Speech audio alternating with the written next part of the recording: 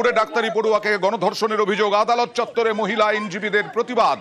দুর্গাপুর মহকুমা আদালত চত্বরে বিক্ষোভ।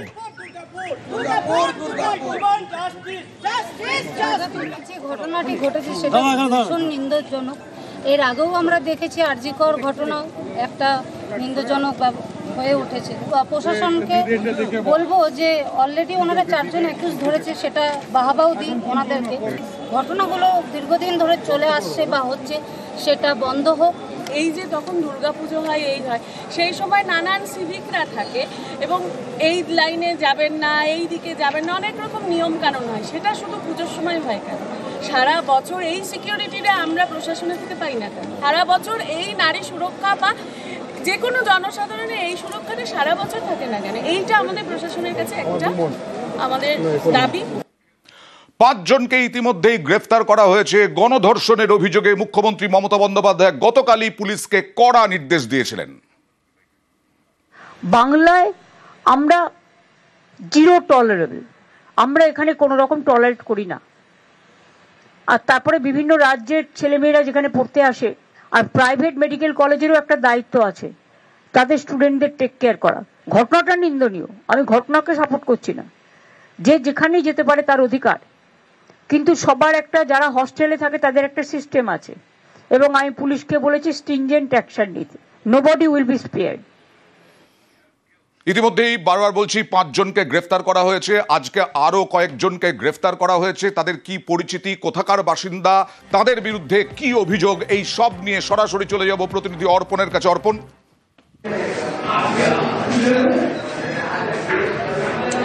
দেখো, একেবারেই কিন্তু 5 জনকে পুলিশ গ্রেপ্তার করেছে এবং এই 5 জন যারা এই ঘটনায় অভিযুক্ত, এই ঘটনার এই প্রত্যেকেই কিন্তু তাদের বাড়ি কিন্তু এই আইকিউসিটি মেডিকেল কলেজ লাগোয়া যে পার্শ্ববর্তী যে গ্রাম রয়েছে, অর্থাৎ বিজরা গ্রাম, প্রত্যেকেই কিন্তু বিজরা গ্রামের বাসিন্দা। এবং পুলিশ কিন্তু এই প্রথমে 3 জনকে গ্রেপ্তার করে, পরবর্তী ক্ষেত্রে আরও 2 জনকে গ্রেপ্তার করে, অর্থাৎ মোট 5 জনকেই কিন্তু পুলিশ গ্রেপ্তার করে।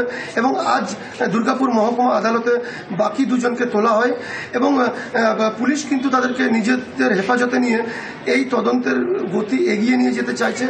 এবং পুলিশ কিন্তু আবেদন জানিয়েছেন, তাদেরকে রিমান্ডে নেওয়ার আবেদন জানিয়েছেন এবং তাদেরকে রিমান্ডে নেওয়ার পরেই কিন্তু তদন্তের গতি এগিয়ে নিয়ে যাবে। ইতিমধ্যেই কিন্তু আদালত চত্বরে যে সমস্ত মহিলা আইনজীবীরা তারাও কিন্তু আন্দোলন করেন, কারণ এই আদালত চত্বরে তারা নির্যাতিতার বিচার চেয়ে। এবং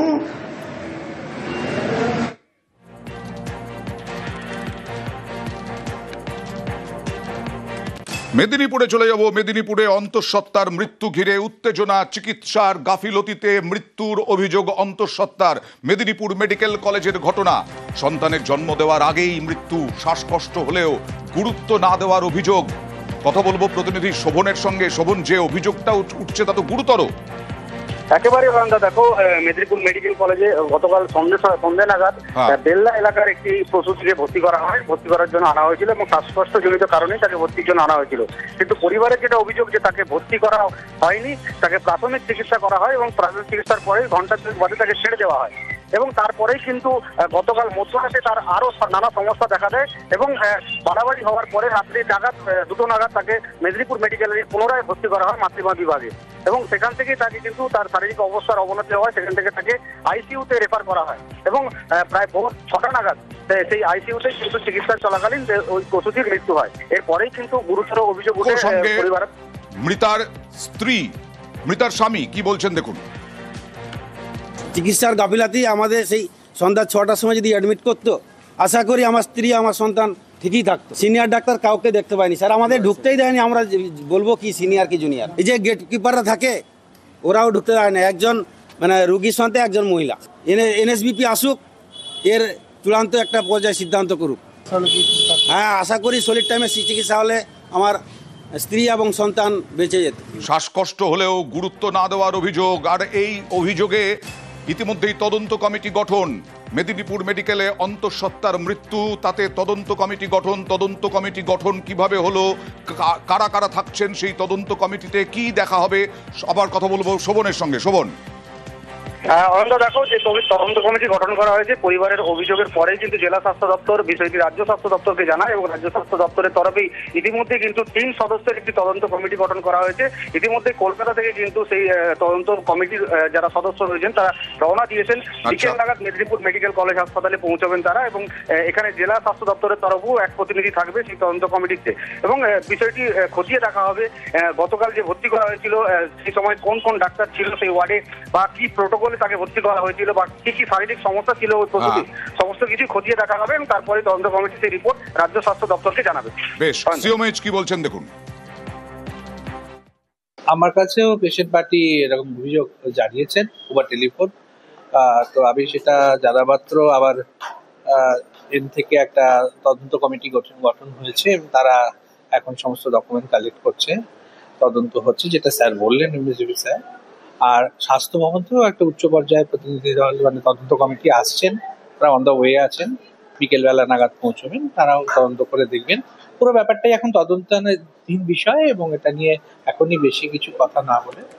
গণধর্ষণের অভিযোগ ওড়িশার পড়ুয়াকে, আর সেই গণধর্ষণের অভিযোগে তুঙ্গে রাজনৈতিক তরজা। শুভেন্দু অধিকারীর বক্তব্য, এই যে যারা গণধর্ষণে জড়িত, গণধর্ষণের অভিযোগে অভিযুক্ত, তারা তৃণমূলের আশ্রিত এবং পুরসভার অস্থায়ী কর্মী একজন বলেও দাবি শুভেন্দু অধিকারীর। আর বিরোধী দলনেতাকে পাল্টা তোপ তৃণমূলের।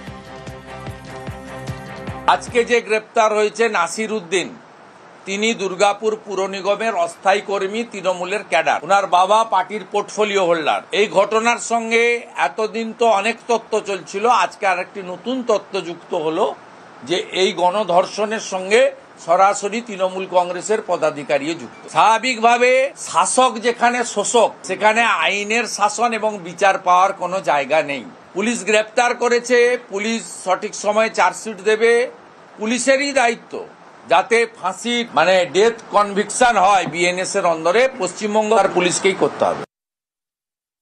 আমাদের বক্তব্য খুব পরিষ্কার, ধর্ষকের কোনো জাত হয় না, ধর্ষকের কোনো ধর্ম হয় না, ধর্ষকের কোনো দল হয় না। ধর্ষকের একটাই পরিচয়, সে ধর্ষক। ধর্ষকের জায়গা হবে জেলের পেছনে, নইলে ফাঁকি কাটে। শুভেন্দু অধিকারী এত বড় বড় ডায়লগ দিচ্ছে, এদের ডেথ পেনাল্টি দরকার। আপনার সরকার, কেন্দ্রীয় সরকার, পশ্চিমবঙ্গ সরকারের পেশ করা অপরাজিতা বিল, যেটা ধর্ষকের মৃত্যুদণ্ড এনশিওর করেছিল, সেই বিলটাকে কেন এখন আইনে পরিণত করলো না? আজকে যদি অপরাজিতা বিল কার্যকর হতো, এই ধর্ষকরা ভয় পেত এই ধরনের লুম্পেনগিরি করতে, এই ধরনের নৃশংস অপরাধ করতে। পশ্চিমবঙ্গ সরকার তদন্ত করেছে, সব কটাকে অ্যারেস্ট করেছে এবং উড়িষ্যার যে গভর্নমেন্ট অফিসিয়ালরা আজকে এসে বলেছেন তারা তদন্ত প্রক্রিয়ায় সন্তুষ্ট, যা যা শাস্তি দেওয়া সেটা আদালতে পশ্চিমবঙ্গ সরকার সেই ব্যবস্থা করবে। বিরোধী দলনেতার আক্ষেপের সুরে তৃণমূলকে আক্রমণ। বিরোধী দলনেতা আজকে ডেপুটেশন দিতে গিয়েছিলেন, সেখানে অবস্থানে বসেন এবং সেই বিরোধী দলনেতা কি বললেন? নির্যাতিতার বাবার সঙ্গে কথা হয়েছে, বাংলার লজ্জা, বাংলায় লজ্জা, কারণ ওড়িশার মেয়েকে আমরা রক্ষা করতে পারিনি, এমনটাই বললেন শুভেন্দু অধিকারী। আর পাল্টা তৃণমূল বলল বাংলার লজ্জা বিজেপি, অপরাজিতা বিল ইস্যু তুলে বিজেপিকে খোঁচা। বিরোধী দলনেতা হিসেবে আমি আজকে সকালে এসেই প্রথম পরিবারের সঙ্গে মিলিত হয়েছি। ওনার পিতৃদেব কান্নায় ভেঙে পড়েছেন আমার কাছে, আমাদেরও কান্না আসছে যে বাংলা অতিথি দেব ভব, আমরা উড়িষ্যার একজন মেয়েকে এখানে সুরক্ষিত রাখতে পারলাম না। এটা বাঙালি হিসেবে আমিও ব্যক্তিগতভাবে আমরা লজ্জিত, আমরা ক্ষমা প্রার্থী যে তার কন্যাকে সুরক্ষা দিতে পারল না পশ্চিমবঙ্গ। এর থেকে লজ্জার আর কিছু হতে পারে না। এই শুভেন্দু অধিকারী হচ্ছে বাংলার লজ্জা। এই বাংলার লজ্জা বিজেপি, যারা অপরাজিতা বিলের মতো একটা প্রয়োজনীয় বিল, যেটা কিনা ধর্ষকের বিরুদ্ধে ছিল, সেই বিলটাকে যারা আইন হতে দেয় না, তারা আসলে বাংলা এবং দেশের লজ্জা। ত্রিপুরায় 14 মাস ধর্ষণ করেছে, তারপর পালিয়ে গিয়েছিল, অন্য জায়গা থেকে তাকে গ্রেফতার করা হয়েছে। কোনো রাজনৈতিক দল তো বলছে না যে ওই পরিবারটা বিজেপি করতো, যে ধর্ষক সে বিজেপি। ধর্ষকের একটাই পরিচয়, সে ধর্ষক, তার জায়গা হবে ফাঁসি কাটে কিংবা জেলের পিছনে। শুভেন্দু অধিকারী বড় বড় বাতেলা মারার আগে জেনে নিক, উড়িষ্যা সরকারের প্রতিনিধিরা তারা এসে বলেছেন যে পুলিশের যে এখানে তদন্ত প্রক্রিয়া, সেই তদন্ত প্রক্রিয়া একদম যথাযথ। আর রাজনীতি উত্তপ্ত হয়ে ওঠে আজ সকালেই। বিজেপির ধর্ণা মঞ্চ, কোনো অনুমতি নেই, পুলিশের সঙ্গে তর্কাতর্কি, বচসা বিজেপি কর্মী নেতৃত্বের এবং সেই ঘিরে ব্যাপক উত্তেজনা। দুর্গাপুর সিটি সেন্টারের সামনে বিজেপির ধর্ণায় উত্তেজনা, অনুমতি ছাড়া ধর্ণার অভিযোগ। দেখুন সেই ছবি।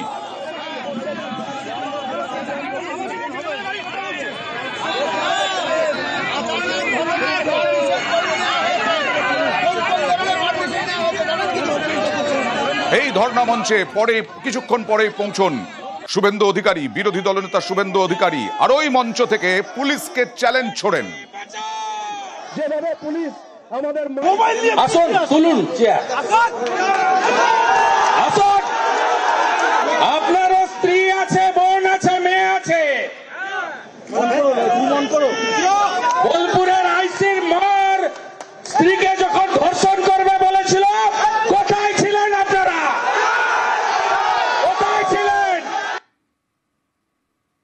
চ্যালেঞ্জ, গণধর্ষণের প্রতিবাদে ধর্ণা। এই মুহূর্তে আমার সঙ্গে রয়েছেন তৃণমূল কংগ্রেস মুখপাত্র জয়প্রকাশ মজুমদার। কিছু বলার নেই আপনাকে, প্রশ্ন নেই, কারণ আপনি শুনলেন শুভেন্দু অধিকারী কি বললেন।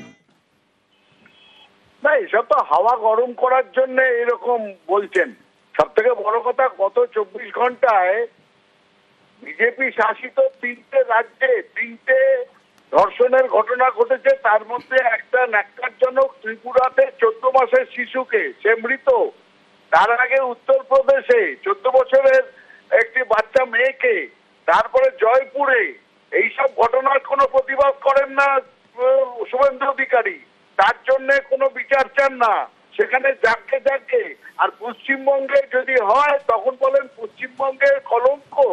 আজকে শুভেন্দু অধিকারী পশ্চিমবঙ্গের কলঙ্ক, বিশ্বাসঘাতক এই কারণে, যখন উড়িষ্যাতে মানুষকে মারধর করে বাংলা ভাষা বলার অপরাধে তাদের অত্যাচার করা হচ্ছে, তার প্রতিবাদ করেন না। এখানে এসে শুধু এই পশ্চিমবঙ্গকে কুৎসা, পশ্চিমবঙ্গের বিরুদ্ধে কথা বলা, আর পশ্চিমবঙ্গের জন্য একটা গলার স্বর তোলেন না পশ্চিমবঙ্গবাসীর জন্য। এনাকে বিদায় করতে হবে, বিজেপি বিদায় হবে, শুভেন্দু অধিকারীও বিদায় হবে। ধন্যবাদ।